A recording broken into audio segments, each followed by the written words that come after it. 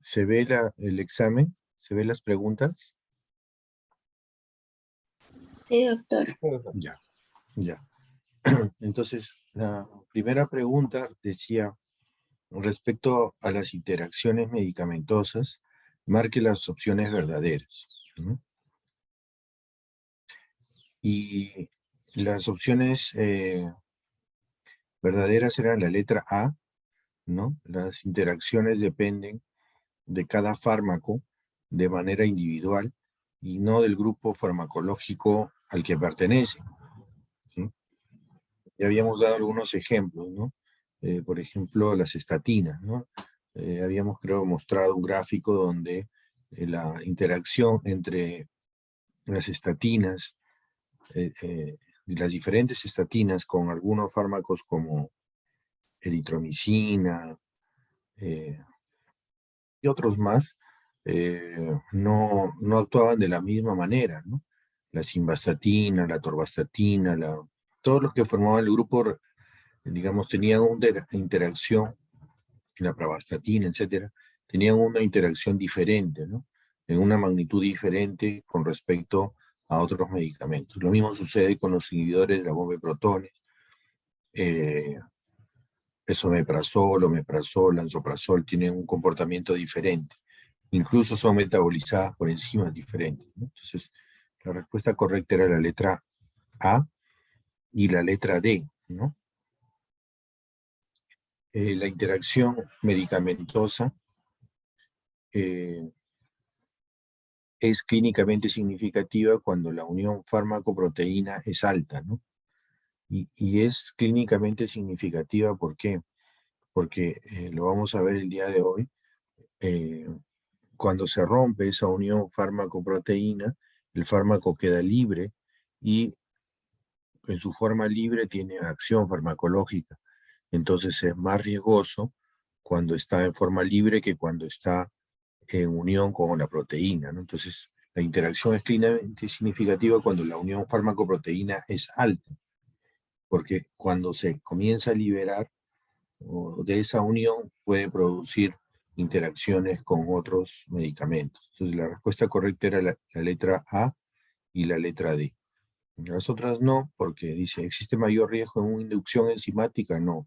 Habíamos dicho que el mayor riesgo estaba en el caso de una inhibición enzimática. ¿Los pacientes post-COVID tienen mayor riesgo de padecer interacciones? No sabemos, eso no. Tendríamos que hacer un estudio para ver eso, ¿no? Pero no hay nada definido sobre eso.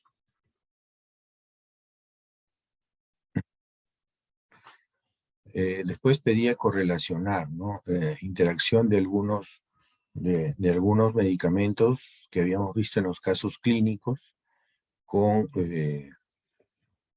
digamos, el de la columna de la izquierda con la de la derecha, ¿no? El caso la respuesta correcta era la letra A, ¿no? La digoxina interacciona con el propranolol, la rifampicina con el etinilestradiol, el enalapril con la espironolactona y la doxiciclina con el antiácido, que es una tetraciclina.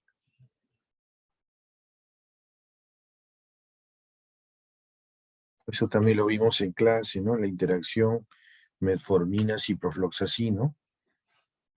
El fármaco objeto es la metformina, ¿no?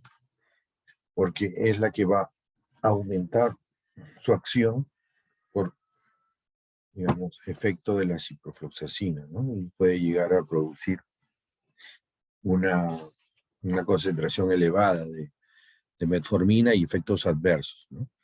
Por un aumento de su acción farmacológica.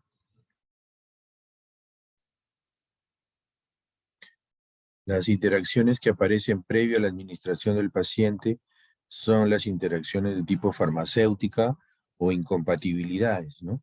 Lo vimos en uno de los seminarios, ¿no? Que tienen que ver con la combinación de determinados fármacos durante el momento de la preparación, ¿no? Y ahí se presentaban, digamos, algunas reacciones de tipo físico, químico, que, digamos, impedían que se pueda administrar el fármaco al paciente en esas condiciones, ¿no? La respuesta correcta era la C. Ahora, el sistema no es igual en todos, o sea, mezcla para cada examen el orden de las respuestas, ¿sí? Los factores de riesgo para la aparición dependientes del paciente eran el polimorfismo genético, ¿no? Habíamos visto que había personas de algunas razas que, digamos, expresaban sus enzimas de manera diferente, ¿no?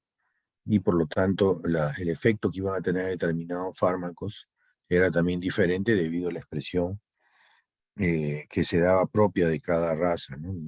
Habíamos dado algunos ejemplos con la raza asiática, con la raza caucásica, ¿no? Respecto a determinados fármacos. Eh, Dentro de los criterios para prevención de interacciones indica la respuesta incorrecta. Hay que hacer una adecuada análisis farmacológica, eso es correcto, una prescripción individualizada, en definitivo, identificar qué factores son de riesgo, revisar las farmacopeas, no, esa es la incorrecta, porque las farmacopeas no traen información sobre interacciones generalmente, las farmacopeas traen información respecto a los métodos o los procedimientos para analizar los fármacos, ¿sí? No, las farmacopeas no traen la metodología, cómo analizar un determinado fármaco, no hablan específicamente de interacción. ¿Qué factores fisiológicos modifican la respuesta de los fármacos? Que lo incorrecto. Fisiológicos, habíamos visto la edad, los extremos de los neonatos, los ancianos, la genética también, factores ambientales también. Lo que no influye en la respuesta de los factores de acceso, ¿no? Esos tienen que ver ya con otro tipo de restricción respecto a, digamos, a tener, digamos, disponibilidad de determinado fármaco por las cuestiones de los precios que puedan tener, digamos, los fármacos, pero eso no interfiere con los factores fisiológicos.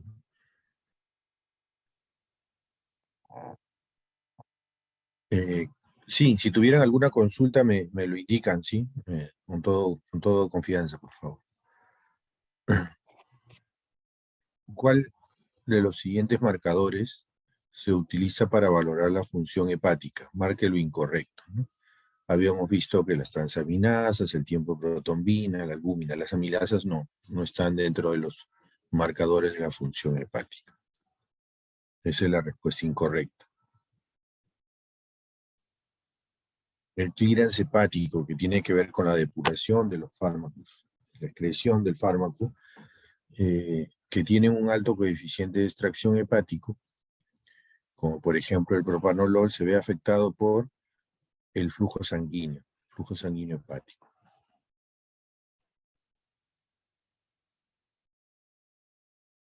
Marque verdadero o falso según corresponde. Todos los pacientes que reciben una combinación de fármaco presentan manifestaciones clínicas de una interacción. Eso es falso, ¿no? No todos. Todas las personas reaccionamos de manera particular a un determinado fármaco, ¿no? Para ser considerada una interacción medicamentosa es necesario la aparición de una manifestación clínica que evidencie que la respuesta de uno de los fármacos se ha modificado. Falso también, ¿no? En algunos casos, en muchos de los casos, no se presenta esa manifestación clínica, ¿no? ¿Interacción medicamentosa es sinónimo de incompatibilidad medicamentosa? No es sinónimo. La incompatibilidad es uno de los tipos de interacciones que se presentan. Las más frecuentes son las de tipo farmacocinético verdadero. Esas son las de más frecuente aparición. Pues la respuesta correcta era falso, falso, falso, verdadero.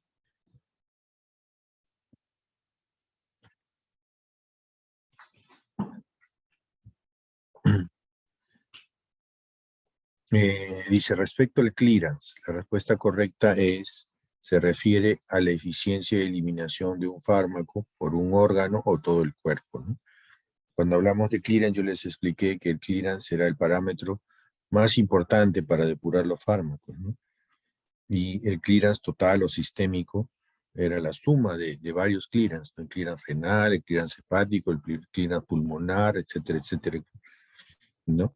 Y se refiere por eso a la eliminación, a la eficiencia de eliminar un fármaco de un órgano o de todo el cuerpo.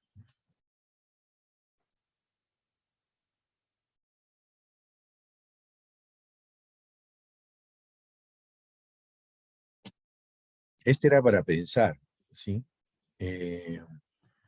Una dosis de 100 miligramos de un fármaco X que tiene rango terapéutico estrecho es administrado a 2 pacientes cada 8 horas, paciente A, paciente B. Y preguntan cuál de los pacientes, el A o el B, alcanzará mayores concentraciones plasmáticas en el estado estacionario y mayor probabilidad de presentar una interacción medicamentosa. La respuesta correcta era el paciente A. Si alguno de ustedes me explica por qué es el paciente A, tiene un punto adicional en el examen. ¿Qué era el paciente A?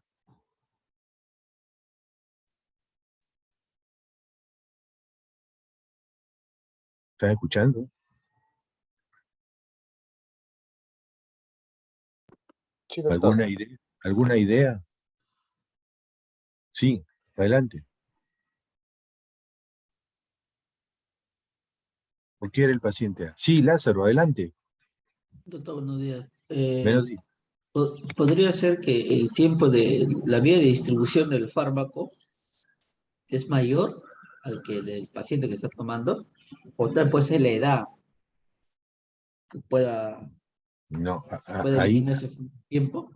ahí el dato que te dan para la respuesta que les estoy pidiendo es el clearance. El paciente A te dicen que tiene un clearance de 2 litros por hora y el paciente B te dice que tiene un clearance renal de 8 litros por hora. Por ahí va más la respuesta. ¿Alguien que anime, que quiera ganar un puntito adicional en el examen final, ¿no?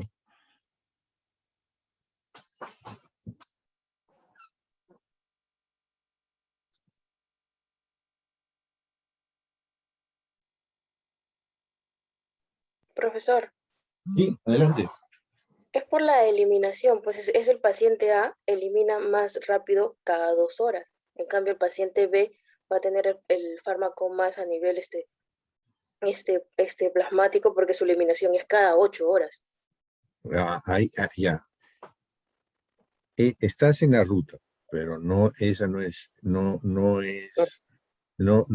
digamos, el sustento. Estás más o menos en el camino, pero ese no es el sustento. Ya, Doctor, miren que sí, ¿alguien más? A ver qué quiera, a ver, sí. es que si el paciente tiene un clearance que, o sea, si eliminan 2 litros por hora, ¿ya? Ajá. Y el otro elimina 8 litros por hora, el que elimina menos cantidad, que sería 2 litros, se elimina únicamente 2 litros, va a mantener mayores concentraciones plasmáticas, porque no Ya. eliminó. Muy bien, muy bien, muy bien. Excelente. ¿Cuál es tu apellido? Gianotti, doctor. Gianotti, ya. Muy bien, Gianotti. Claro. eh, Ojo que ahí hay que definir bien el clearance, ¿ya? Estaba bien la idea de su compañero anterior, pero miren, fíjense, el clearance es un parámetro que te va a indicar eh, un volumen, ¿no? De eh, un volumen que vas del organismo que va, digamos, digamos, a estar libre del fármaco en un tiempo determinado, ¿no? Si el clearance renal es de 2 litros por hora, 2 litros por hora es menor que 8 litros por hora. Es decir, la eliminación del fármaco va a ser 4 veces menos, va a ser más lenta. Y al ser más lenta la eliminación, es lo que dice tu compañero, ¿no? Yo elimino más lentamente el fármaco y el fármaco queda en el organismo y hay mayor posibilidad de que produzca una interacción, una reacción adversa, etc. Cuando el clearance es más alto, como en el segundo caso, el fármaco se elimina mucho más rápido y entonces no permanece en el organismo. Al eliminarse más rápido, ya no hay tanta posibilidad de que se presente una interacción. ¿Se entendió esto? ¿Se entendió esta pregunta? No. ¿Se entendió? Sí, doctor. Ya, ok. Sí, doctor. Ya, ok.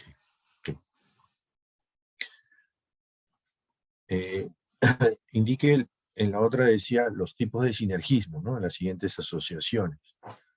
En el caso de sulfametoxazol más trimmetoprim, era una asociación de potenciación. Adrenalina y lidocaína era de facilitación. Naproxeno y paracetamol era de suma. Y levodopa y carbidopa era de facilitación. Luego pedía relacionar las asociaciones antagónicas. La respuesta correcta era la siguiente. La acetilcolina es un antagonista de la fenoxibensamina. La adrenalina de la atropina. La cafeína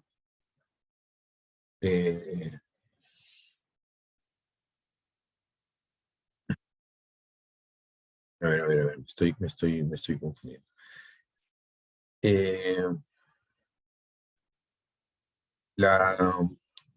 A ver, vamos en orden. Vamos con la columna de del lado derecho, ¿no? La beta-carbolina con el diazepam.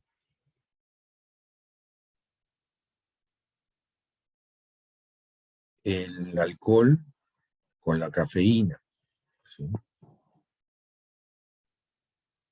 La atropina con la acetilcolina.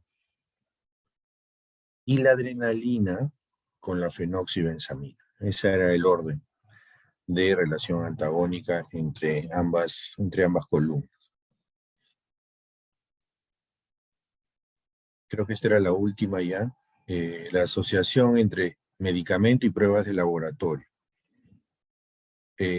La carbamazepina interfiere con la valoración de transaminasas, la hidroclorotiazida con creatinina, la heparina con pruebas de coagulación y el propranolol con las pruebas de colesterol. ¿Cuál de las enzimas son los responsables del metabolismo de la mayor cantidad de fármacos? Ese era un regalo. CYP3A4. Esa es la que metaboliza la mayor cantidad de fármacos. Marque verdadero o falso. Los fármacos que tienen varias vías de metabolización son más susceptibles a sufrir interacciones, ¿sí? Eso es falso, ¿no? El que tiene una sola vía es el que es más susceptible de sufrir interacciones. Las interacciones por CYP inhibición de CYP450 presentan un riesgo mayor para el paciente en comparación con la inducción, verdadero. La inducción enzimática lleva a un aumento de la vida media de los fármacos, es falso, ¿no? La inducción enzimática más bien disminuye la vida media de los fármacos. El polimorfismo genético es explicado por las enzimas CYP2C9 y CYP2D6, verdadero. La respuesta era falso, verdadero, falso, verdadero. Asocia las interacciones más serias o de mayor gravedad, ¿no? También es otro de los casos clínicos que vimos en clase, ¿no? El ciprofloxacino con la glimepirida, ¿sí?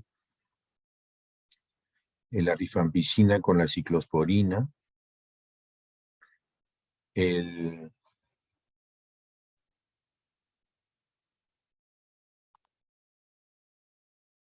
ciprofloxacino, a ver, de nuevo, ¿ya? La respuesta correcta es el ciprofloxacino con la limepirida, la ciclosporina con la rifampicina, la fenitoína con el omeprazol y el diazepam con la claritromicina, ¿no? Estos fármacos los vimos en el caso clínico último, me parece, en el 13. ¿Cuál de las siguientes oraciones respecto al metabolismo es cierta? Esta de aquí. Metabolitos de fase 1 pueden atravesar la membrana celular más fácilmente que metabolitos de fase 2.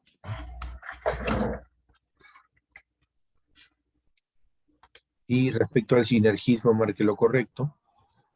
Una de las ventajas del sinergismo es que permite administrar dosis menores de los fármacos, ¿no? Al combinarlos y buscar el mismo objetivo, lo que yo puedo hacer es disminuir la dosis y evitar, digamos, algún problema de reacción adversa, etcétera, ¿no? Esa es la ventaja que tiene el sinergismo, ¿no? Yo puedo poner dos fármacos a dosis más bajas y que sumados den el efecto que yo estoy esperando. Eso era el examen. ¿Alguna consulta? ¿Alguna duda?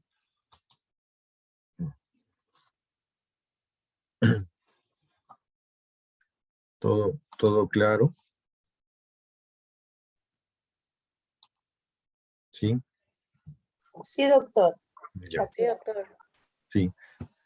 No estaba complicado, pero había que haber asistido a clase y haber echado una mirada, ¿no? a las presentaciones. Bien. Hoy día tenemos la clase referida a la distribución de los fármacos en el organismo. Luego vamos a ver, les he dejado revisar un artículo sobre las interacciones. Ayer me escribieron tarde un grupo. Lamentablemente ayer estuve muy complicado y no pude ni siquiera. Vi el mensaje, pero no pude responder porque hemos estado hasta muy tarde en el trabajo. Pero yo espero que igual hayan tratado de hacer la presentación, ¿no? Como les dije en la clase pasada, y lo hicimos así, vamos a tratar de que todos los grupos presenten hoy día en su clase de hoy la tarea asignada para hoy, ¿no? Bien, vamos a compartir la pantalla para ver la presentación de hoy.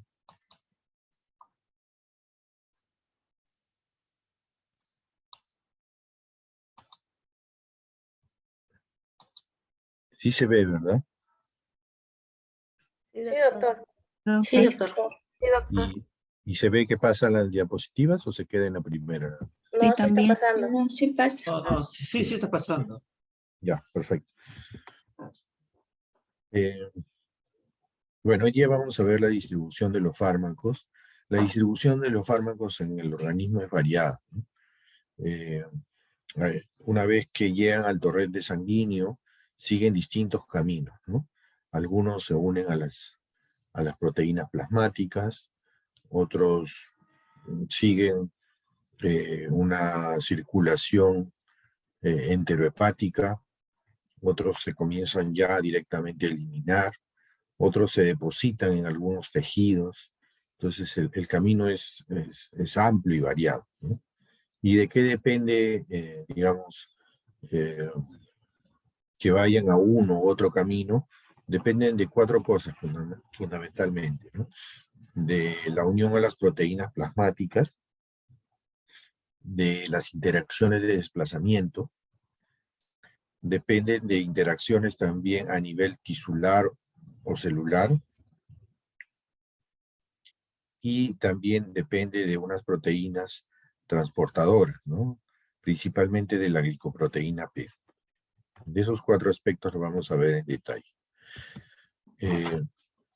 De lejos, la proteína más importante y la que se encuentra en una mayor cantidad en el organismo es la albúmina, ¿sí? esa albúmina tiene predilección por ácidos débiles, ¿no? Por ácidos débiles, y tiene una unión que es de tipo reversible. Y es reversible porque sus enlaces son enlaces generalmente bastante, digamos, débiles, no son enlaces fuertes, ¿no? Hay una afinidad que es elevada por el fármaco, tiene solamente 2 sitios de unión, es posible su saturación, y hay diferentes fármacos que se unen a la albúmina, ¿no? Corticoides, ácido acetilsalicílico, fenitoína, ácido valproico, warfarina, entre otros, ¿no? La otra proteína que está en mucho menor cantidad es la alfa-1 glicoproteína ácida y las gamma-globulinas. Profesor, Sí, en la anterior diapositiva cuando dice un número de unión es bajo, ahí, ¿dijo 2 o 1? dos ¿Cuál sitios de sería? unión. Sí, lo vamos a ver en la lámina siguiente, los 2 sitios de unión.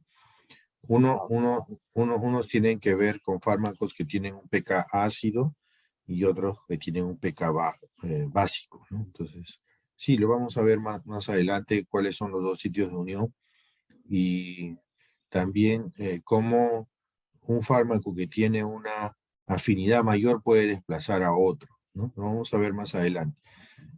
Sí, son dos sitios de unión que están hasta ahora, ¿no? Digamos, encontrados en albúmina. En el otro caso, la otra proteína que se une en este caso a bases, a fármacos que son bases débiles, son la alfa-1 glicoproteína ácida y las gamma globulinas. ¿Sí? Y las gamma globulinas. La unión en este caso también es reversible. No hay una afinidad mayor. Tiene muchos más sitios de unión estas proteínas con respecto a la albúmina. No, muy poco probable que sean saturadas, se saturen estos. ¿Y qué fármacos se unen? Fármacos básicos, beta bloqueadores, ¿no? El propranolol y todo lo de esa familia, dipiridomol, imipramina, lidocaína, quinidina, verapamilo, son los fármacos que se unen a estas proteínas. Como decía en el examen, el grado de unión a las proteínas es un factor para la aparición de interacciones, ¿no? Sobre todo en aquellos que tienen una unión alta, ¿no? Como preguntaba una de las preguntas del examen, ¿no? Más de 80% de unión a las proteínas ya es una unión grande o alta a proteínas. Y entonces, cuando se produce un desplazamiento, la variación, ¿no?, del fármaco unido al fármaco libre, ¿no? O sea, ya no va a estar unido, sino va a estar libre cuando es desplazado. Ese aumento del fármaco libre va a producir un aumento, ¿no?, del efecto farmacológico, ¿no? Entonces, estos fármacos que tienen una alta unión a proteínas son los que tenemos que tener cuidado. ¿Por qué? Porque si de un momento a otro comienza a liberarse de esa unión, va a comenzar a quedar el fármaco libre, y el fármaco libre es el que tiene la acción farmacológica. Si ese fármaco que queda libre es de estrecho margen, con mayor razón, ¿no? Entonces, hay dos constantes, ¿no? Que tienen que ver con esa unión a las proteínas. Una de ellas es la constante de asociación, que se denomina, o que digamos, se señaliza como Ka, ¿no? Constante de asociación. Está en litros por mol y relaciona el complejo, el fármaco-proteína, o sea, la unión, entre el producto del fármaco libre por la proteína. Cuanto mayor es la constante de asociación, menor es la constante de disociación, que es el inverso, ¿no? Que es el inverso de la asociación. O sea, si esto es alto, si esto es muy alto, esto es muy bajo, y viceversa, ¿no? La constante de asociación es algo que yo tengo que tener presente para, digamos, la manifestación de una interacción. Vamos a ver más adelante. En este caso, por ejemplo, la warfarina y la albúmina se unen fuertemente, ¿no? La constante de asociación es 3.4 por 10 a la 5 litros por mol, ¿sí? Y más bien su disociación de esta unión es baja, ¿no? 6,2 por 10 a la menos 6 moles por litro. Entonces, cuanto más alto es la disociación, más bajita es la de disociación.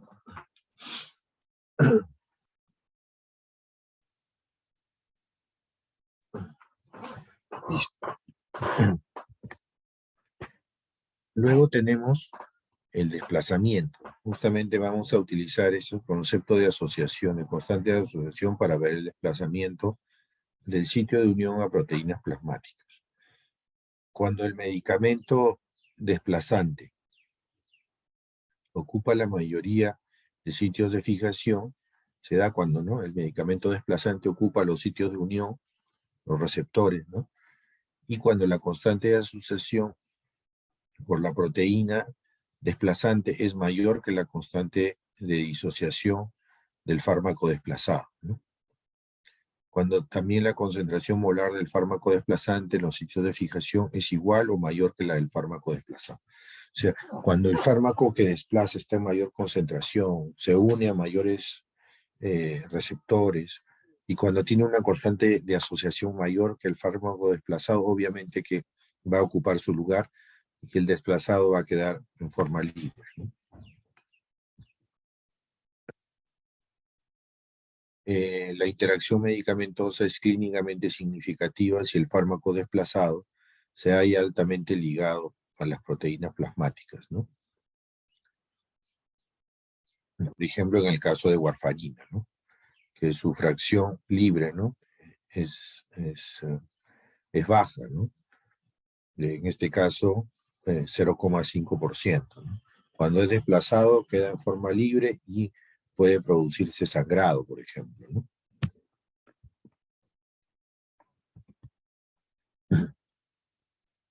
También la interacción medicamentosa es significativa si tiene un volumen de distribución pequeño, ¿no? Un aumento en la concentración del fármaco libre provocará un aumento en la concentración sobre los receptores, ¿no? Por ejemplo, en el caso de los fármacos ácidos débiles, ¿no?, que tienen un volumen de distribución menor que las bases débiles. Estos también, ahí en ese caso, cuando el volumen de distribución es pequeño, también hay una interacción medicamentosa que es clínicamente significativa. El volumen de distribución es un volumen que es un volumen que se calcula matemáticamente, no es un volumen de sangre o un volumen de plasma, nada. Sí, es un volumen aparente que se calcula de la relación de la cantidad del fármaco en el organismo en estado de equilibrio entre la concentración plasmática del fármaco.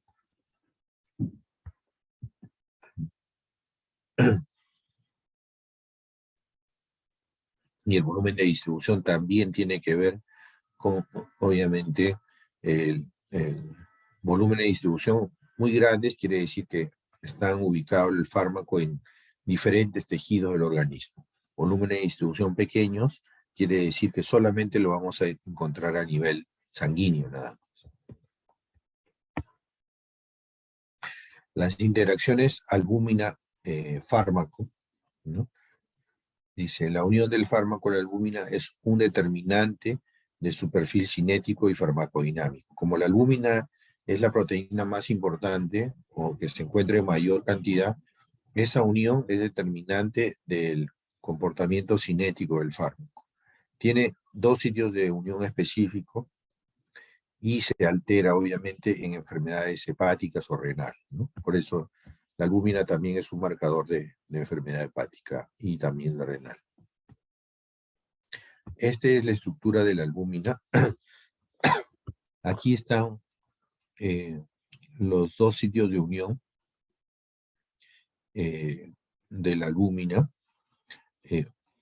Uno de los sitios tiene preferencia por fármacos ácidos y el otro por fármacos básicos, ¿no? En uno de los casos, el marcador aquí es la warfarina y aquí el marcador va a ser el diazepam. Entonces, vamos a ver el primer sitio de unión, los fármacos que se unen, ¿no? Aquí, como le decía, el marcador es la warfarina.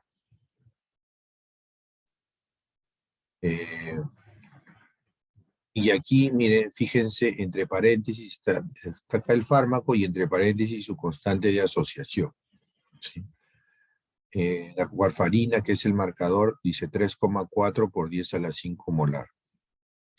Indometacina, 1,4 por 10 a la 6 molar. Furosemida, 2 por 10 a la 5 molar. Pregunta, ¿quién quiere ganarse otro punto para su examen? Supongamos que yo tengo un paciente. En su receta le llega warfarina y furosemida. Sí, warfarina y furosemida. Y yo sé, me dan como dato, o yo ya conozco, me acuerdo de mis clases, y tengo como información la constante de asociación. ¿Qué efecto adverso yo esperaría de esa interacción warfarina-furosemida? Adelante, Lazo. Adelante. Doctor, soy el Lazo. ¿Puede ser riesgo de sangrado? Lazo. Adelante, Lazo. Sí, de sangrado. ¿Qué dicen ustedes? Doctor, Lázaro. Lázaro, a ver, Lázaro. Los pacientes que normalmente que toman warfarina o aspirina, estos pacientes siempre tienen el INF elevado, son propensos más a tener un trombo. Pero cuando toman el diurético, el diurético, ¿dios no, doctor? Sí, un diurético, furosemida. Sí, la furosemida. Los pacientes que toman este medicamento normalmente, como es para eliminar agua, normalmente estos pacientes que tienen problemas de coagulación pueden retener líquidos. Ya. ¿Alguna otra idea? Fíjense que tiene que tomar en cuenta la constante de asociación y lo que acabamos de decir, ¿no? Una constante de asociación mayor quiere decir que tiene mayor afinidad por la proteína y va a dejar al otro fármaco que está tomando en forma libre. Y ese es el que va a tener acción.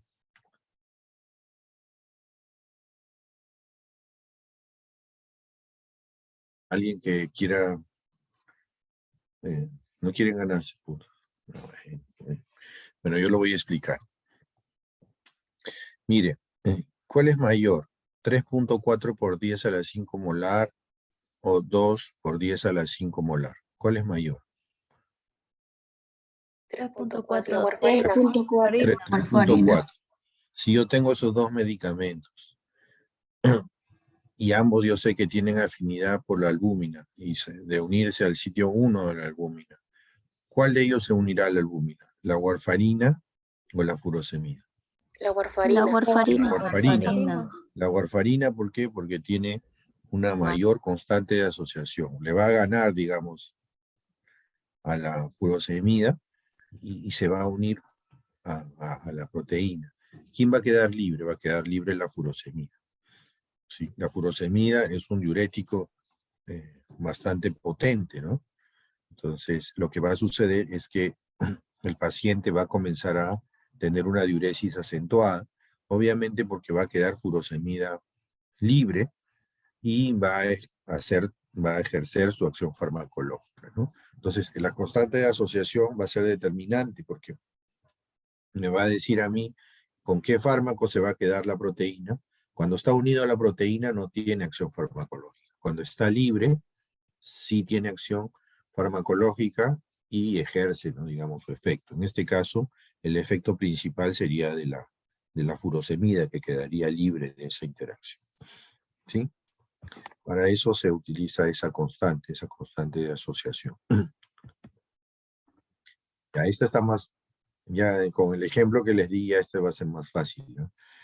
Estos se unen al sitio 2, ¿no? de la albúmina, y el marcador en este caso es el diazepam, que tiene una unión de 1,3 por 10 a la 6 molar. Están la mayoría de AINES, ¿no? Ibuprofeno, ketoprofeno, naproxeno. Entonces, consulta.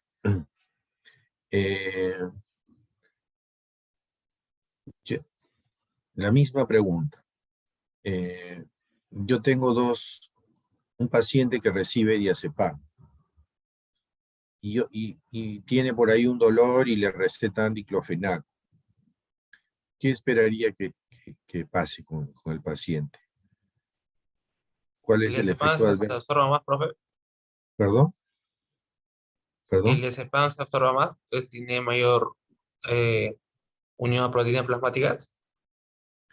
Tienen que fijarse, sí, tienen que fijarse en la constante de asociación. El La mayor- diclofenaco, doctor. El diazepam quedaría libre, profesor. Ajá, el diazepam quedaría Diclofenaco. libre. Claro, porque si se fijan, el diclofenaco tiene 3,8 por 10 a la 6 molar. O sea, su unión es mayor que el diazepam. El diazepam es solamente 1,3 por 10 a la 6. Entonces, el diclofenaco se une a las proteínas y deja libre el diazepam. Y entonces lo que yo esperaría es que se presente una mayor somnolencia, ¿no? En el paciente, obviamente por los efectos que provoca el diazepam, ¿no? Y que va a quedar libre luego de, digamos, si se administran conjuntamente con un diclofenaco, porque el diclofenaco le gana, tiene una constante de asociación mayor al del diazepam. ¿Se entendió? ¿Se entendió eso? ¿Cómo funciona la constante? Sí, ¿Sí? doctor. Sí, doctor. Ya, perfecto. Ya, entonces, dentro de la misma albúmina, ¿no? Los fármacos del grupo 1 se unen a nivel de alanina 291 y a nivel del diazepam a nivel de la serina 489, donde se, digamos, se unen principalmente los fármacos que son afines a uno u otro lugar de unión a la albúmina, ¿no? Ahora, eh,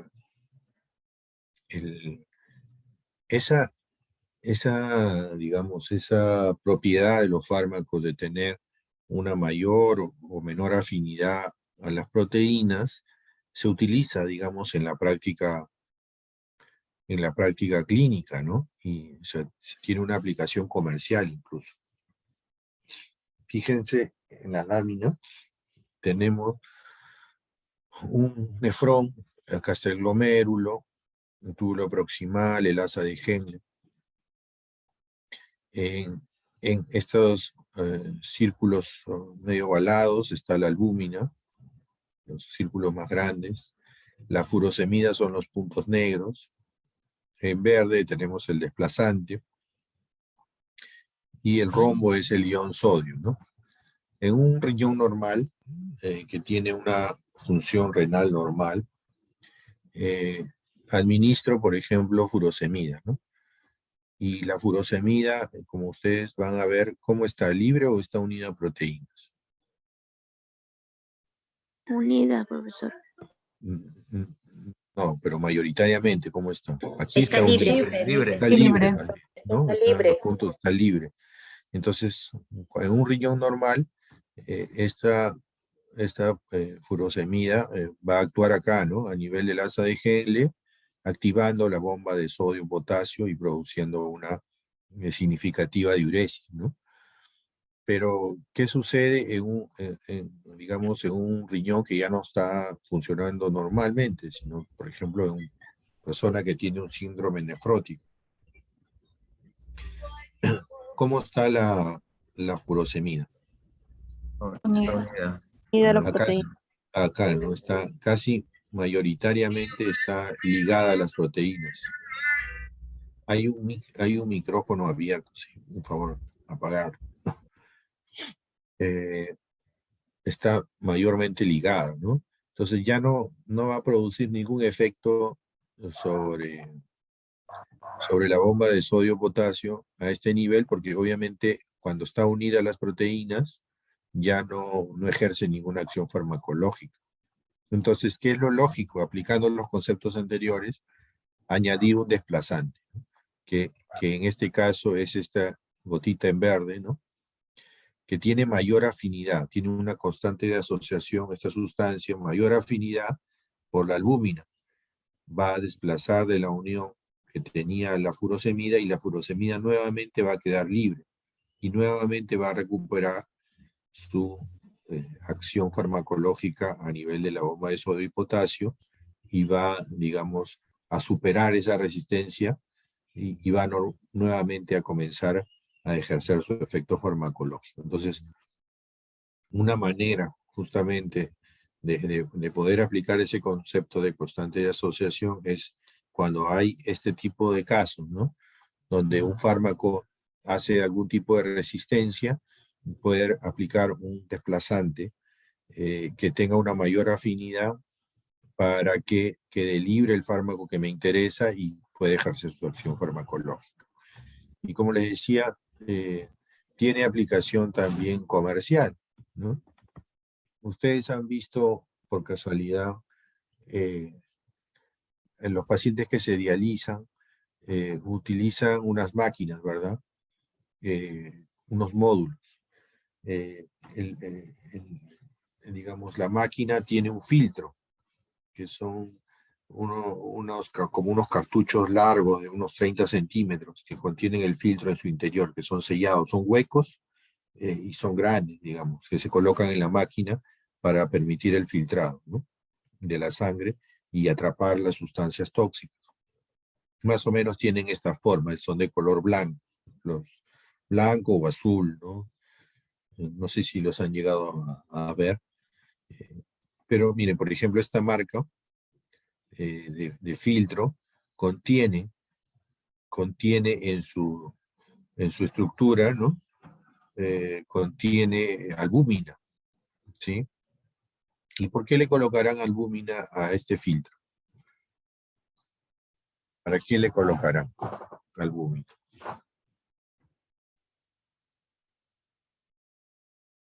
Doctor, ¿será porque es el medio donde se adhiere Claro, la sustancia que se va a filtrar?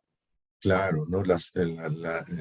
La albúmina presente ahí justamente se adhiere a algunos fármacos o algunas toxinas que son, digamos, dañinas para el paciente y eso mejora la eficiencia de ese filtro, ¿no? Entonces, se ha aplicado de una manera comercial, porque esta es una marca comercial, el uso, o digamos, el, el concepto de constante de asociación de la afinidad de algunos fármacos o algunas sustancias por la albúmina, ¿no? De tal manera de hacer mucho más eficiente el filtrado. Ya. Regresemos al volumen de distribución y les decía que el volumen de distribución es un volumen matemático, teórico, que no debe confundirse con una descripción física. El fármaco se une a las proteínas, pero no solamente a proteínas, se une también a ácidos nucleicos, a algunos tejidos, etc. Y cuando está unido ahí a la proteína o a los ácidos nucleicos o a lo que fuera, es inactivo terapéuticamente. Cuando está libre, recién se hace activo, ¿no? Esto es un ejemplo de cómo se calcula, ¿no? Aquí tengo 1 litro de agua, tengo carbón activado y aquí tengo en la solución 1 miligramo por litro, ¿no? Del fármaco en esta solución. aplico una de las fórmulas para calcular el volumen de distribución, que es la dosis. Me dicen que es 100. La concentración en la solución es 1 miligramo por litro. Miligramos se van y me quedan 100 litros, ¿no? El volumen de distribución aparente es 100 litros, ¿no? Por lo tanto, dice el volumen de distribución no es un volumen real, físico, en plasma, sangre, ¿no? Sino es un parámetro que se calcula. Y por eso es que tenemos volumen de distribución de 40.000, de 20.000 litros. Pero eso me quiere decir que el fármaco va a estar muy distribuido a nivel del organismo en estos casos, ¿no? Bueno, tiene volumen de distribución gigantes. Y más bien solamente lo vamos a encontrar a nivel del sistema circulatorio de fármacos que tienen volumen de distribución pequeños, como el ibuprofeno, la ampicilina, etcétera, ¿no? Entonces, eso, digamos, determina cuánto tiempo va a estar el fármaco en el organismo y cuán rápida va a ser su acción, ¿sí? Por ejemplo, ¿no? Si volúmenes mayores a 40 litros ya se consideran grandes, ¿no? O sea, a partir de morfina ya podría ser volúmenes grandes. Entonces, obviamente para que ejerzan su acción, tiene que pasar un tiempo y para que alcancen en la sangre una concentración óptima. En cambio, estos no, rápidamente alcanzan una buena concentración y ejercen su acción. Entonces, estos de aquí están distribuidos en todos los tejidos periféricos, tejidos profundos, en la sangre, en todas las partes del cuerpo. En cambio, estos de acá solamente a nivel sanguíneo. Y esto digamos, tiene una aplicación también práctica, ¿no? Aquí ustedes pueden ver tres moléculas que pertenecen a la misma familia. El primero es rifamicina, el segundo es rifampicina, ¿no? Que se diferencia justamente por este radical que tiene, y esta es la rifabutina, ¿no?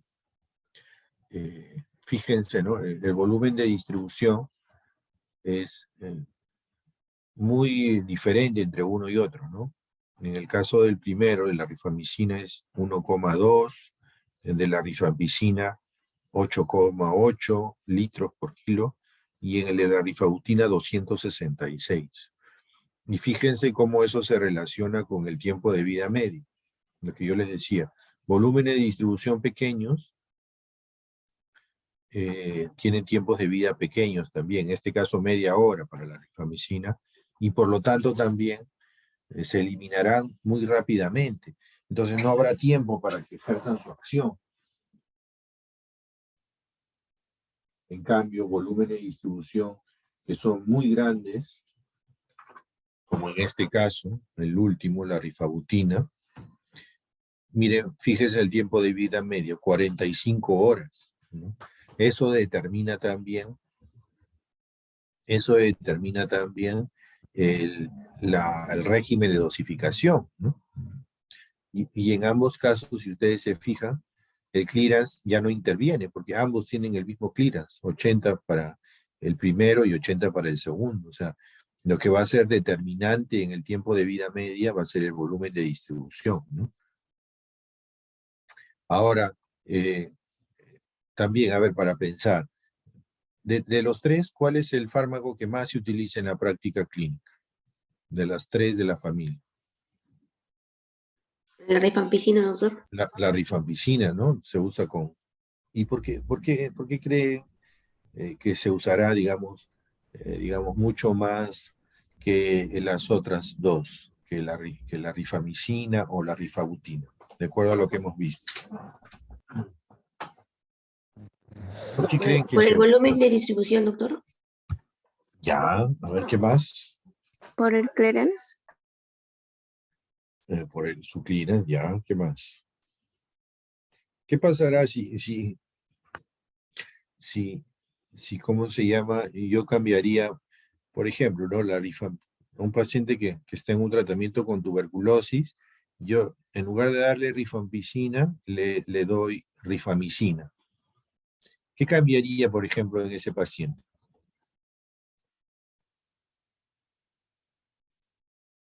en cuanto a su tratamiento. ¿Qué tendría que modificar? ¿El tiempo de toma del medicamento, profesor? La Claro, dosis, doctor. claro, el tiempo de toma del medicamento, ¿no? La dosis probablemente, ¿no? Claro. Porque este se va a eliminar rapidito, media hora ya. No hay nada. En cambio, este tiene un tiempo de vida más razonable, ¿no? 3,5. ¿Y cuál sería el riesgo del último, del C? ¿Por qué no sería Mayor mejor que toxicidad, profesor. la Más tiempo toxicidad? Exactamente. en el ¿Por qué? Porque organismo. así es, porque tiene un volumen de distribución más grande, ¿no? Y obviamente tendría a acumularse en el organismo mucho más tiempo, ¿verdad? Como lo hemos visto con los ejemplos anteriores, ¿no? Se distribuye ampliamente, ¿no? Un volumen de distribución muy grande que obviamente va a provocar toxicidad por una acumulación en diferentes órganos, ¿no? No sabemos cuál, pero se va a distribuir en todo el organismo de manera amplia, ¿no? Entonces, el volumen de distribución juega un papel importante en la duración de la acción del fármaco y también en la presentación de efectos adversos, de interacciones, en cuanto a su acumulación en otros tejidos en diferentes cuando el volumen de distribución es muy grande. Más de 40, como decía, más de 40 litros se considera ya un volumen de distribución grande. Entonces lo vamos a encontrar en plasma, en fluidos extracelulares, en tejidos profundos, en todo el organismo vamos a encontrar cuando tienen volúmenes más de 40 litros. ¿Sí? ¿Alguna consulta?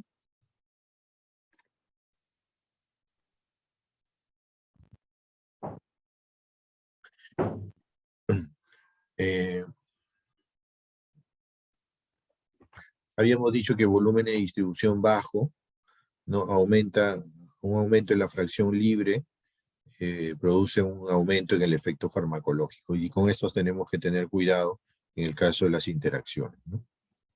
Después teníamos otro caso, que son las interacciones a nivel tisular y celular, ¿no?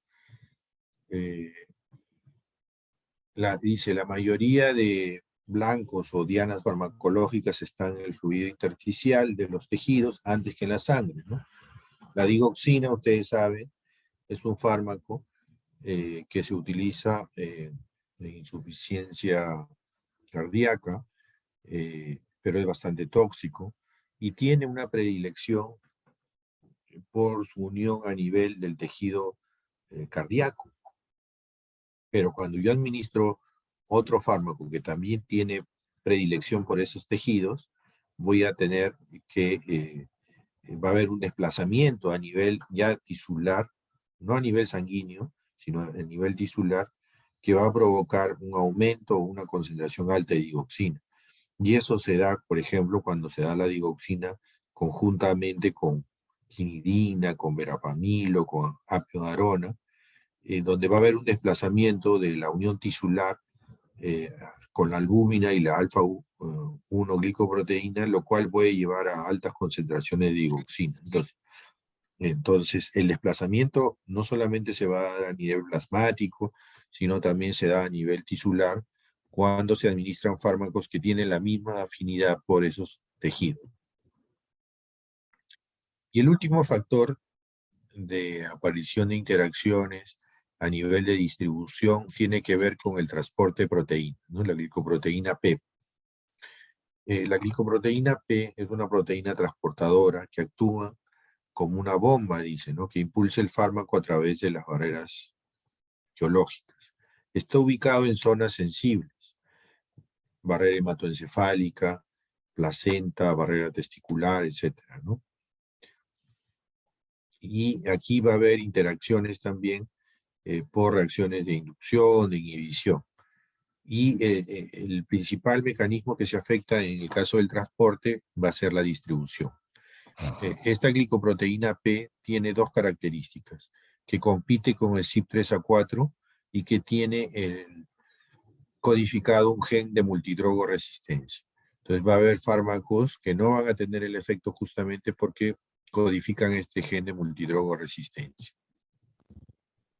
Esta es la estructura de la glicoproteína P.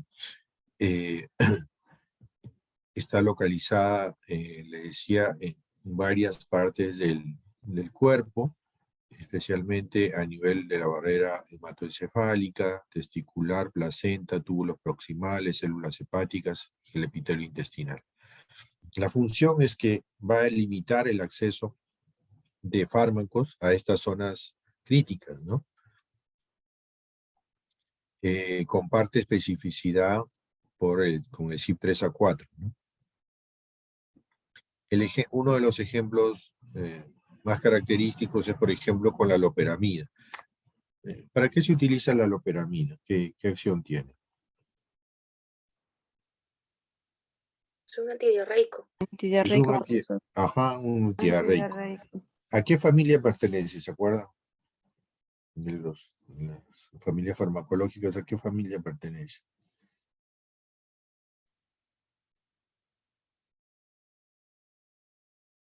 ¿Recuerdan? Bueno, pertenece al grupo de los opioides, ¿sí? Pero cuando uno toma o ha tomado una loperamida, no le provoca ninguna reacción adversa propia de los opioides, ¿no? ¿Cuál es la característica de los opioides? Doctor, los opioides normalmente es pues un sedante también. Sedante, ¿no? Claro. Pero Sí. cuando tomas una loperamida no se produce eso. Justamente, No.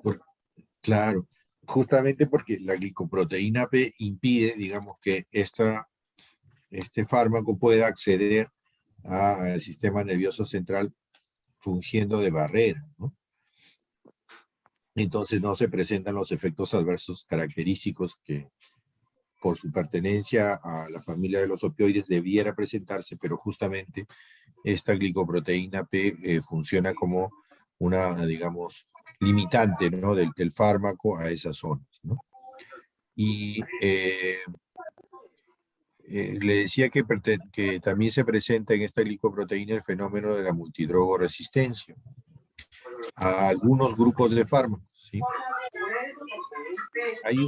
Nuevamente hay un micro prendido, por favor. Gracias. La glicoproteína P no es el único transportador, hay transportadores catiónicos, aniónicos, de múltiples receptores, etcétera, pero el fenómeno de multidrogoresistencia que se presenta es importante en esta glicoproteína porque explica por qué algunos pacientes que sufren de cáncer, por ejemplo, no responden a determinados tratamientos, porque justamente esta glicoproteína tiene esa característica de que en algunos pacientes puede presentarse ese fenómeno de la resistencia y no va a tener el efecto que uno desea en algunos agentes antineoplásicos, como los que ven acá, o en algunos antivirales, como inhibidores de proteasa, o en algunos corticoides, o en algunos otros grupos de medicamentos, incluido el ejemplo que les di de la loperamida, que es el antidiarreico, ¿no? Entonces, esos 4 factores, resumiendo, digamos, la unión a proteínas plasmáticas, la afinidad que se tiene por la constante de asociación a las proteínas, la unión a nivel tisular que se presenta de algunos fármacos y que pueden competir con otros en esa unión a nivel tisular, y la glicoproteína P, son los 4 factores que afectan la distribución de fármacos en el organismo, ¿sí? Entonces, hasta ahí yo... no, falta una lámina más. También se van a dar cambios en el transporte al interior, dice, de las células, ¿no? Hay unos fármacos antibióticos como nistatina, anfotericina B, que aumentan la permeabilidad de la membrana celular y esto permite el acceso, ¿no? El efecto de algunos fármacos antineoplásicos como fluoracilo, metrotexate y nitrosuria, ¿no? También esos cambios de la permeabilidad permiten el ingreso de estos fármacos que ya de por sí son tóxicos. Al aumentar la permeabilidad, aumenta su toxicidad también, ¿no? Hay otros que reducen el transporte de algunos fármacos como hidrocortisona, asparaginasa y cefalotina, y otros que producen acumulación de metotrexate a nivel intracelular como la vincristina. Bueno, hasta ahí vamos a ver lo que es la clase de hoy, de lo que es distribución. No sé si hay alguna consulta, alguna duda, si se entendió claramente estos 4 factores que hemos revisado hoy. Y sí, Lázaro, creo que tienes una consulta.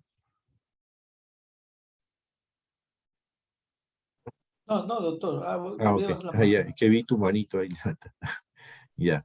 Entonces lo que vamos a comenzar es, de una vez, vamos a comenzar a la parte práctica.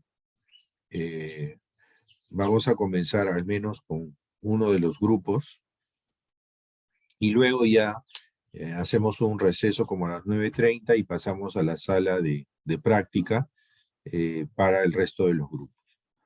Entonces, al grupo número 1, le pediría por favor que compartan su presentación para comenzar el seminario de hoy día, que tenía que ver con los estudios que se han hecho de incidencia y prevalencia de interacciones medicamentosas aquí en el país. Diego, ¿tú vas a presentar? Sí, doctor, buen día. Buen día. ¿Dónde está? Ahí está, Diego. Entonces, vamos a ver eso hoy día.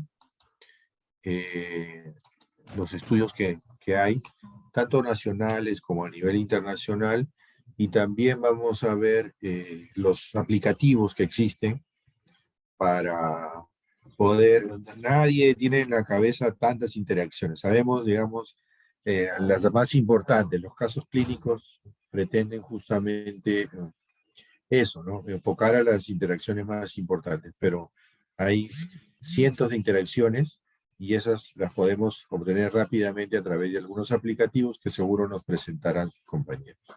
Adelante, Diego. Vamos a ver primero qué estudio nos has traído. Adelante. Doctor, no tomo lista. Mientras Diego va poniendo su presentación, yo aprovecho entonces en tomar la lista. Sí. Un momentito, por favor. Sí. Profesor, no sé, como una sugerencia. Sí, ¿Usted nos claro que sí. podría dar algunas herramientas o unos programas o o de repente, no sé, pues habrá para poder buscar así interacciones medicamentosas? Aparte del drug bank que hay, ¿no? Sí, ¿O hay? ¿O no sé si habrá? Sí, sí hay. Yo creo que les dejé o no les dejé, les compartí o no en el módulo. Me parece que les he compartido, no. No, me parece que no está. Pero nos comentó 2, pero dijo que se iba a mandar una lista. Sí. Ya. Ahora la dejo la lista. Les muestro la lista y la cuelgo en la clase de hoy día, en la clase 10 como material complementario. Sí hay. Sí, me hacen acuerdo entonces para mostrarles el listado y bueno, de alguna manera complementar lo que ustedes van a presentar hoy. Sí, sí hay listados grandes, además de los que yo les comenté del drug interaction, el drugs, del Micromedex y otros, sí hay otros aplicativos muy interesantes. Hoy día lo vamos a ver, ¿ya? Me hacen acuerdo para mostrar. Voy a pasar la lista antes que me olvide, últimamente ando medio como olvido. A ver, antes que me olvide voy a anotar la asistencia. A ver, un momentito. Y yo les dejo, sí, prometo dejarles hoy día el listado. Ya estamos 30, hoy ya terminamos ya octubre y entramos a los 2 últimos meses. Se acaba el año. A ver, Arango. Presente, profesor. Asensio. Presente, doctor. Ávila. Presente, doctor. Benito. Presente, doctor. Calderón Acosta. Presente, doctor. Calderón Ichpas, Presente, doctor. Calle, Presente, doctor. Carranza, Presente, doctor. Carrasco, Presente, doctor. Castro, Presente, doctor. Cerdán, Presente, doctor. Chagua, Chapoñán, Presente, doctor. Chara, Presente, profesor. Díaz, Presente, profesor. Flores, Presente, doctor. Genaro, Presente, doctor. Gianotti, Guamán, Presente, doctor, presente. Huatuco, Presente, doctor. Guaya, Presente, doctor.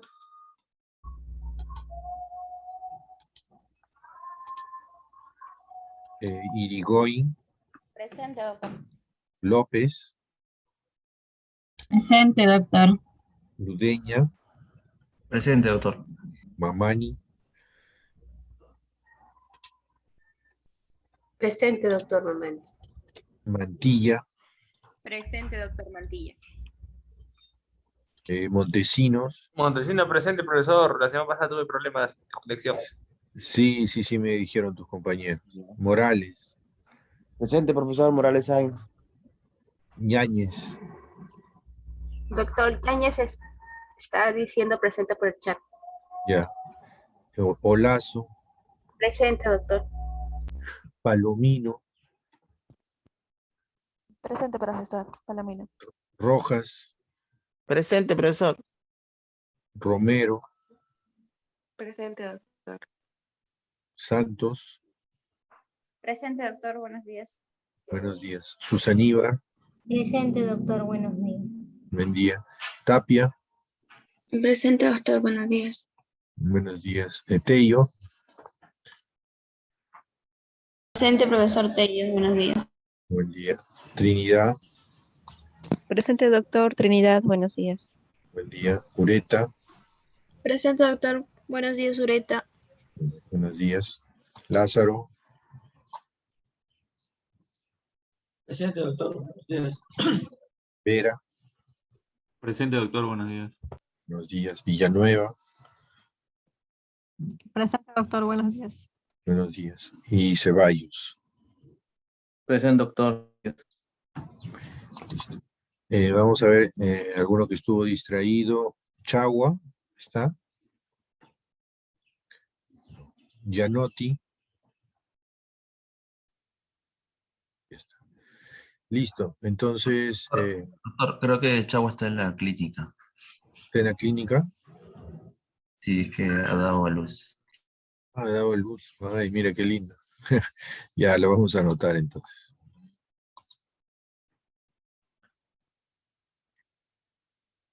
Regresamos entonces a la presentación. Ya la tiene listo Diego.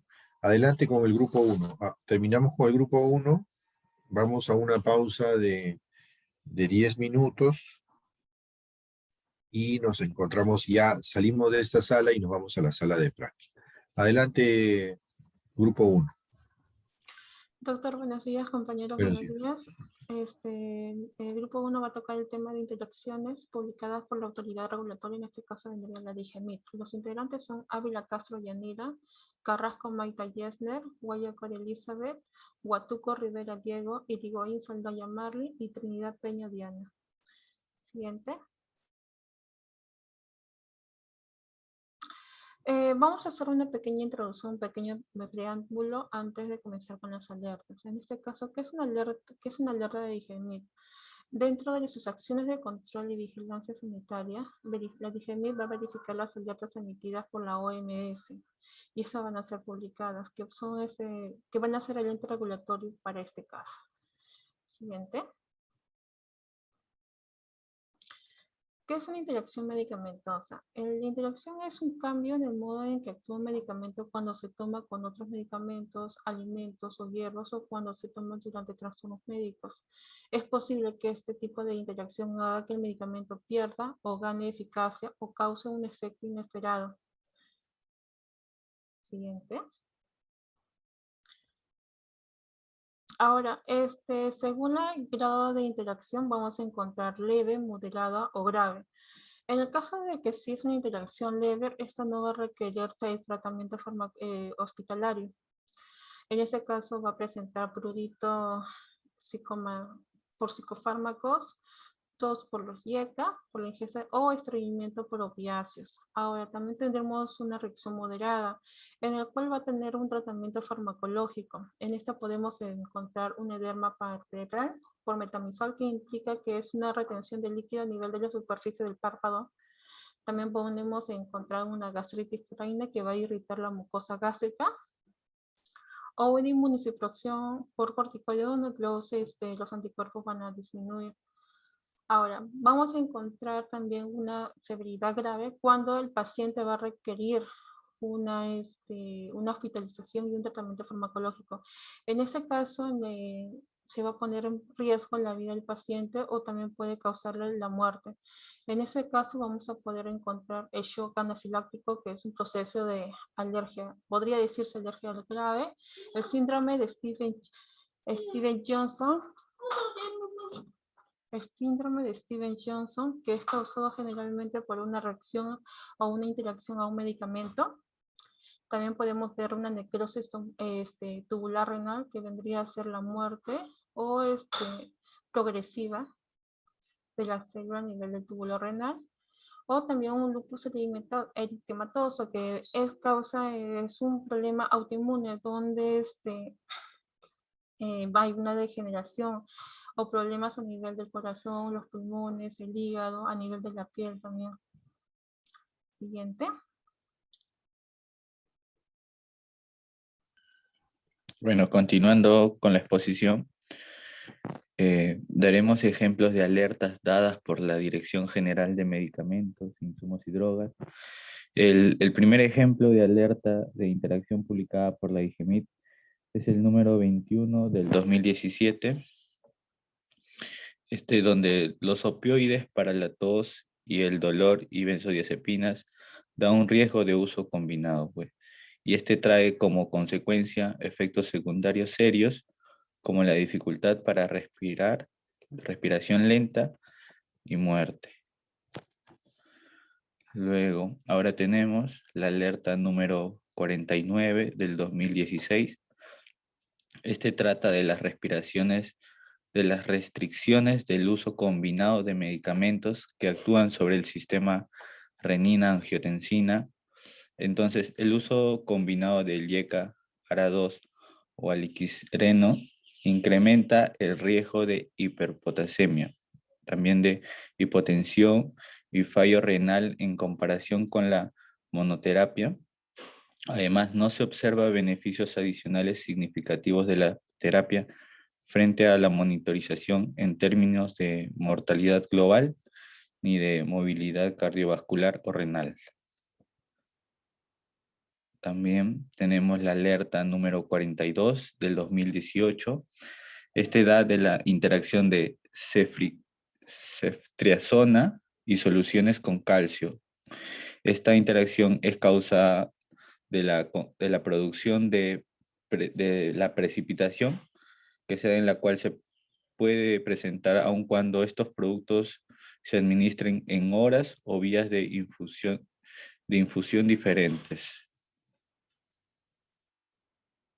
También, y por último ejemplo, tenemos la alerta número 5 del año 2000, y trata de la toronja como peligro de interacción con otros medicamentos. Se dice que existen medicamentos que sufren un primer metabolismo intenso por parte del citocromo oxidasa P450. La inhibición de esta enzima por los flavonoides de la toronja o su jugo puede llevar a un aumento notable de las concentraciones plasmáticas del medicamento, y también como consecuencia dará lugar interacciones clínicas importantes. Luego nos informa que 250 mililitros del jugo de toronja es suficiente para inhibir notablemente a la enzima citocromo 3A4. El efecto en el metabolismo del medicamento va a durar 24 horas después de la ingestión de un solo vaso de jugo. Los medicamentos con los que hay que tener en cuenta en la advertencia y posibles interacciones con la toronja son las benzodiazepinas, las antagonistas de los canales de calcio, inhibidoras de la reductasa de la 3-hidroxil 3-metilglutaril, luego la coenzima A, antihistamínicos sin efectos sedantes, también la cafeína, la cisaprida, clomipramida, ciclosporina, quinidina, tacrolimus, teofilina y por último la warfarina, doctor. Y estas serían nuestras referencias que le podemos mostrar y estas fueron algunas alertas que llegamos a encontrar y que quisimos presentarles. Sería todo, doctor. Muy bien, excelente, muchas gracias. ¿Quién toma jugo de toronja? ¿O quién ha tomado un jugo de toronja? ¿Alguno de ustedes? Sí, es amargo, doctor. Sí, amargo, ¿no? Pero en realidad no es muy, digamos, no es muy frecuente, ¿no? El consumo de esa fruta aquí en el país. En Estados Unidos, en otros sitios sí, probablemente se consume mucho más. Pero no sé si han visto un tipo de naranja que venden en los supermercados, que se llama Tangelo, que es una naranja bien rojita que lo ofrecen en los supermercados. Doctor, Sí. en la selva, la Ajá. toronja es bastante consumida debido a sus propiedades, más que todo por tipo diurético y que Ajá. les ayuda a quemar grasas. La toronja sí lo consumen y no es barato. El vasito te cuesta de 3 soles a 4 soles. Claro, pero muy bien, excelente. O sea, acá en Lima, por lo menos, y mi familia que es del norte, no he visto yo mucho consumo, pero como tú dices, en la selva sí. Pero aquí en Lima consumimos más el jugo de naranja, porque han visto, ¿no? A veces hay al paso puestos para que venden jugo, ¿no? Y algunas veces, cuando está barato, usan mucho el tangelo. El tangelo también, digamos, es un cítrico que es justamente es un injerto, ¿no? De la naranja con la toronja, ¿no? Y se consume bastante. Y la toronja tiene una propiedad que, digamos, se metaboliza el jugo de toronja y inhibe la enzima 3A4, por eso es que interfiere con muchísimos fármacos, ¿no? Entonces, en general, cualquier jugo cítrico, naranja, toronja, tangelo, uva, manzana, etcétera, tienen un efecto significativo sobre algunos de los fármacos que han mostrado sus compañeros. Entonces, ¿qué es la recomendación principal? Tomar los fármacos ¿con qué? ¿Con qué tienen que tomar los fármacos? Con agua nada más. Sí, con agua. Y yo los invito a revisar, voy a compartir, voy a ver si voy a compartir mi pantalla para mostrarle, yo creo que eso fue lo único que les faltó a sus compañeros, mostrar dónde está las alertas, ¿no? ¿Dónde están las alertas de Digemit? ¿Dónde se ubica, mejor dicho? Voy a entrar a la página de Digemit un ratito. Y yo les comento, ¿no? En 2016 al 2018 yo fui director en una de las direcciones de Digemit. La Digemit tiene 4 direcciones. Yo fui director de dispositivos médicos. y fui presidente del comité de alertas de Digemit. Entonces, ¿cómo funciona esto de las alertas? Se reúnen las 4 direcciones, Digemit tiene 4, de medicamentos, de dispositivos médicos, de la dirección de certificación y autorización, y la dirección de farmacovigilancia, acceso y uso, y se reúnen cuando hay algún, digamos, ahí está. Voy a compartir un ratito la pantalla para que las vean y también para que la visiten, ¿no? Para que la visiten porque permanentemente, digamos, están... ¿Se ve la pantalla? Sí, doctor. Ya miren, acá están las alertas. Profe, se ve. Ya. Las alertas tratan de diferentes, no solamente interacciones, ¿no? Hay retiros de mercado porque están observados. Todos estos de aquí son, digamos, los que son alertas por retiro, son productos que han sido analizados en mi laboratorio, en el laboratorio del Centro Nacional de Control de Calidad. Estos de acá, estos que han sido incautados también.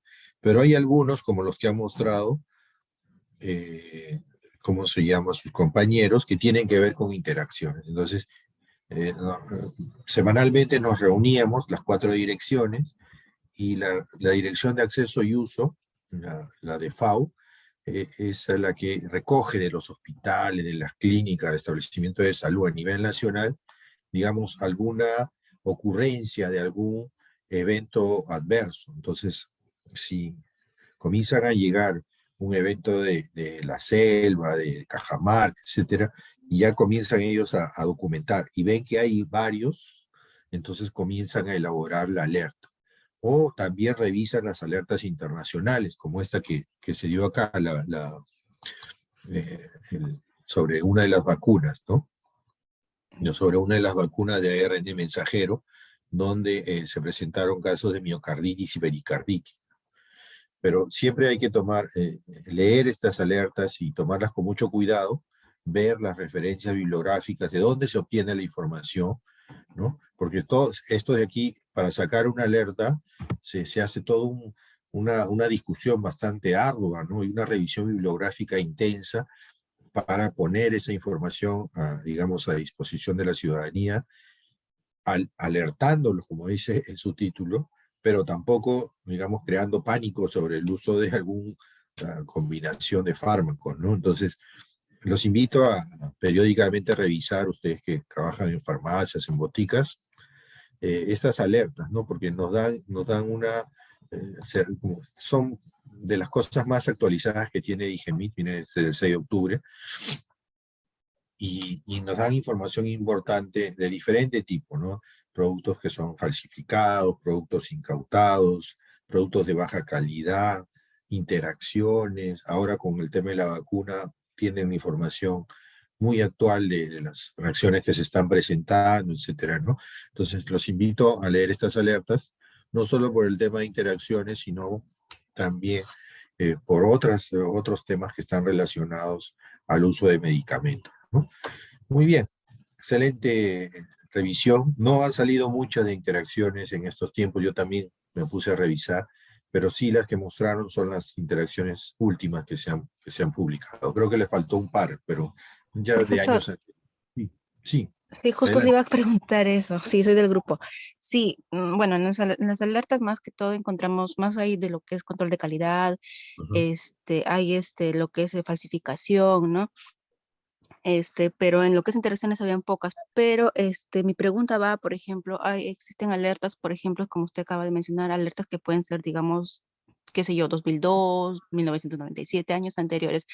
En las búsquedas que nosotros hagamos en caso de alertas, en general, esas sirve aún así que sean de muy años anteriores. No es como otras búsquedas que hagamos que solo valen por 5 años, algo así, ¿no? O en caso de alertas, no importa el año que hayan sido publicadas. Sí importa el año, ¿no? Porque, por ejemplo, La alerta del 2018 está vigente, obviamente, ¿no? Esa alerta está vigente. Pero, por ejemplo, la última alerta que hablaba de interacciones del jugo de toronja con antihistamínicos no sedantes, por ejemplo, astemizol, terfenadina, esos medicamentos ya han sido retirados del mercado, ¿no?